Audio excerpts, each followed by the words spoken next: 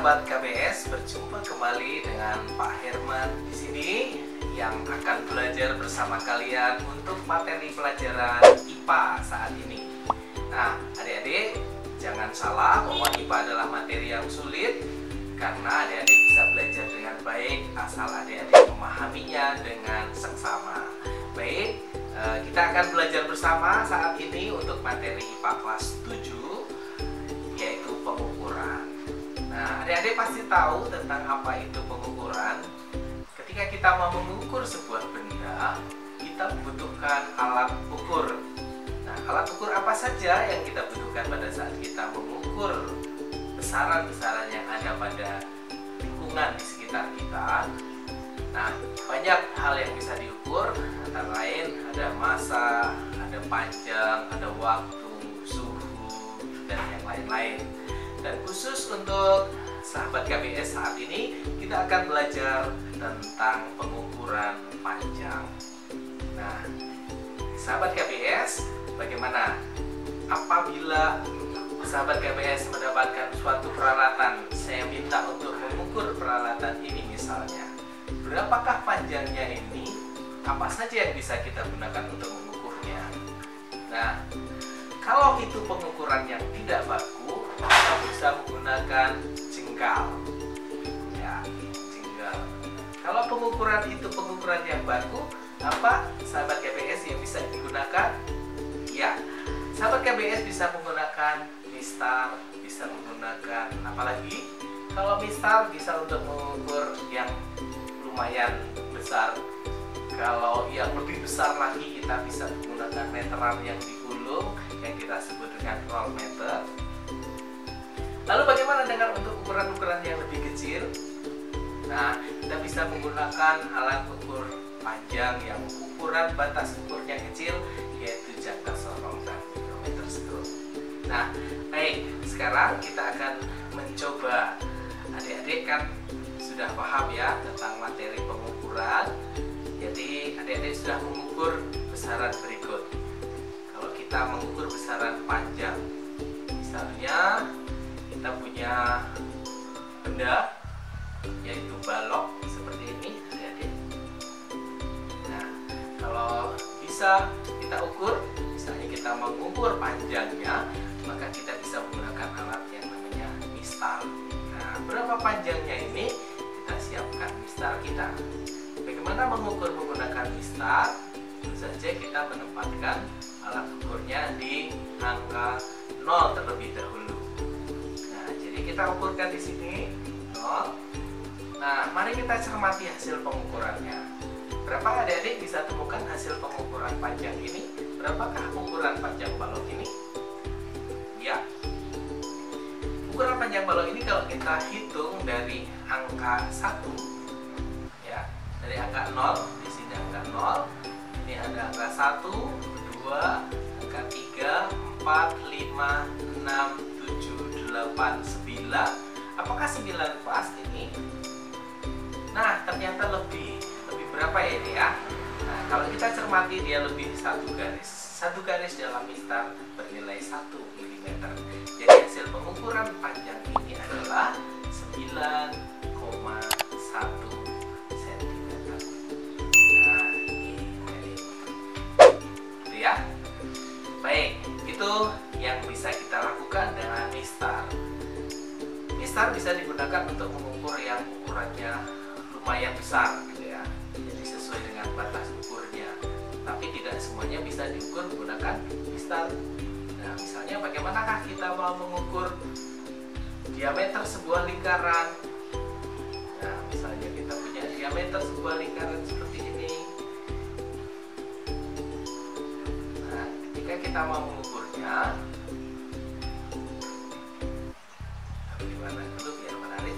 Nah, ketika kita mau mengukurnya, kita menggunakan mistar bisa sebenarnya, tetapi ini kurang akurat untuk mengukur sebuah diameter karena pas tengahnya di mana kita agak mengalami kesulitan.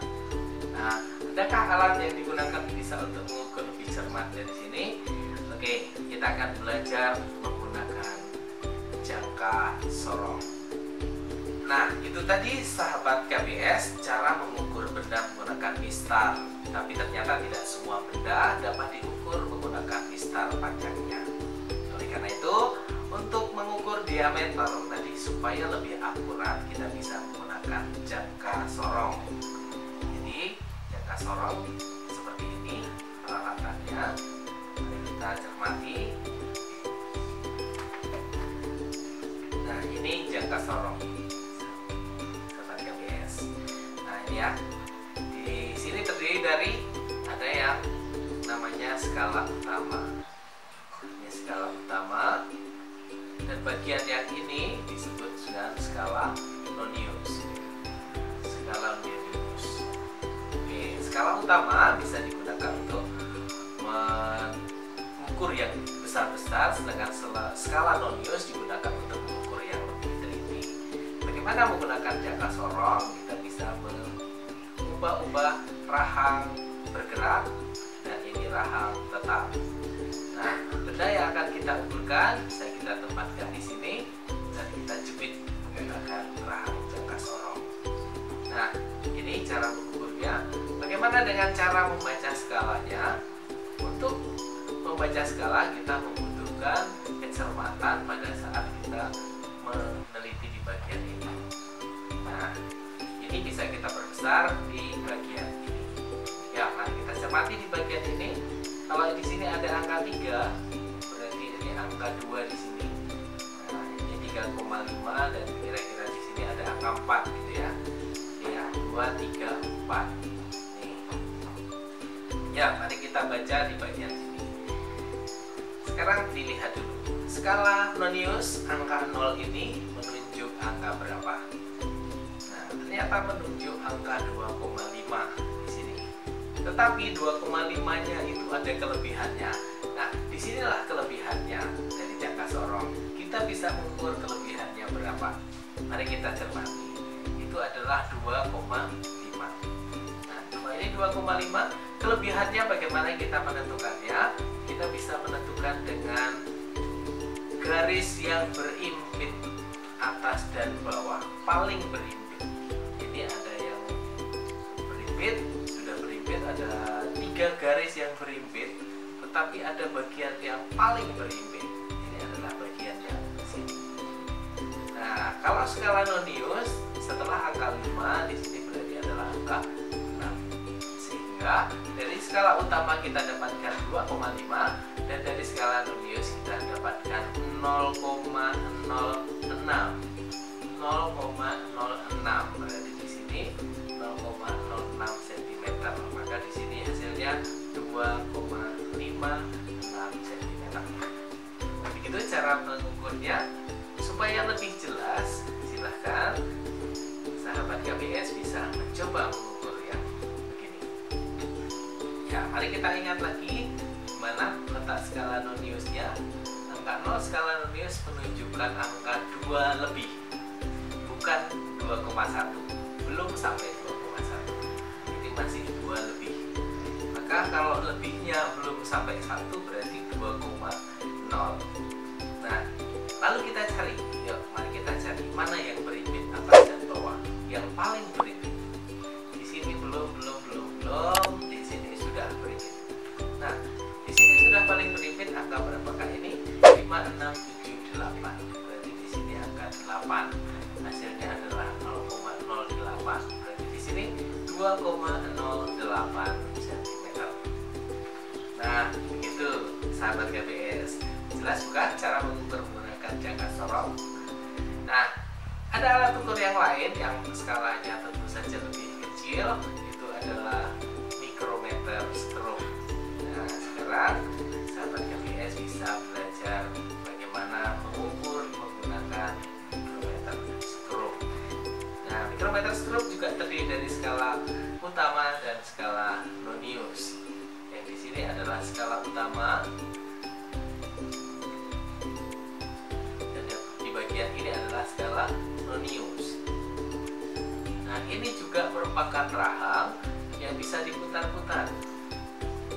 Nah, rahang yang bisa diputar-putar bisa dikembalikan dan dia digunakan untuk menjepit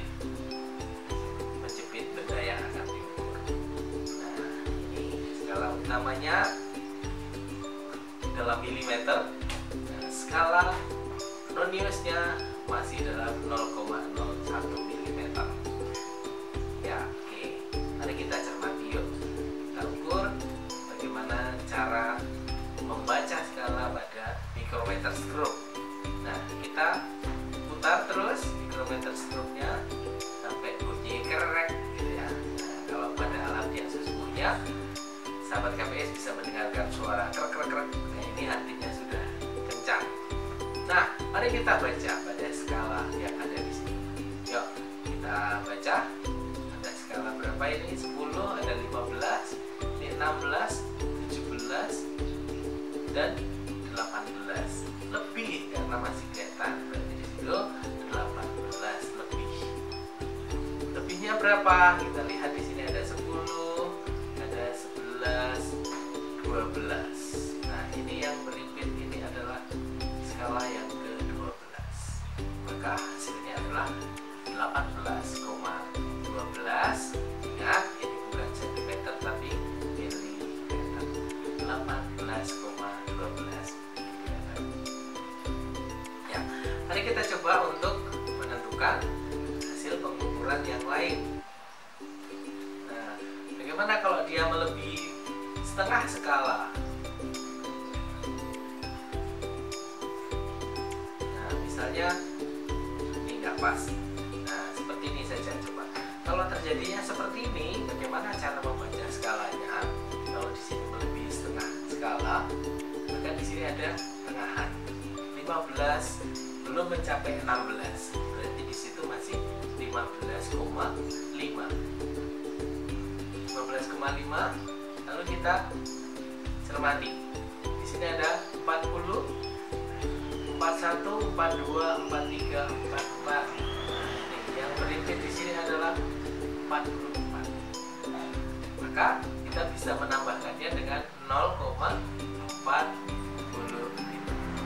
Nah, hasilnya berapakah ini? Nah, ternyata menghasilkan 15,95 mm. Nah, begitu sahabat KBS yang sudah bisa kita pelajari tentang mengukur menggunakan alat ukur yang baku, yaitu mistar, jangka sorong, dan micrometer stroke. Semoga pertemuan kita kali ini dapat menambah wawasan sahabat KBS untuk belajar lebih tertarik lagi belajar tentang IPA. Jika ada pertanyaan kepada adik-adik, dipersilahkan untuk mengajukan pertanyaannya di website kami di kbs.jogjakarta.go.id. Jangan lupa selalu kirimkan terus pertanyaannya supaya adik-adik bisa terus belajar. Di sana adik-adik akan bertemu dengan guru-guru profesional yang akan bantu adik-adik semua belajar. Ya, untuk pertemuan kali ini, sampai jumpa pada pertemuan berikutnya. Dadah.